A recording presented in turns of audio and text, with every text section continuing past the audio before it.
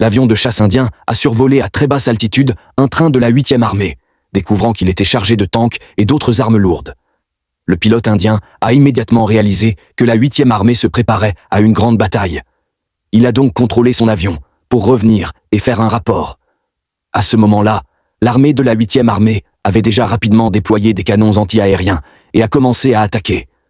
Bien que le pilote indien ait réussi à manœuvrer son avion pour éviter les tirs, la distance était trop courte et l'avion a été touché par les canons anti-aériens de l'armée de la 8e armée.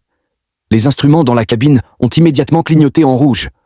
Alors que l'attaque de l'armée de la 8e armée devenait de plus en plus intense, le pilote a rapidement tourné le nez de son avion et s'est dirigé à toute vitesse vers une autre vallée. Pendant ce temps, Jackie, qui pilotait un autre avion, a augmenté la puissance pour passer en vol latéral à travers une étroite fissure, puis s'est dirigé directement vers le train de l'armée de la 8e armée. Avant que les soldats de l'armée de la 8e armée aient eu le temps de comprendre ses intentions, Kyanghae a ciblé les rails et a appuyé sur le bouton de lancement des missiles.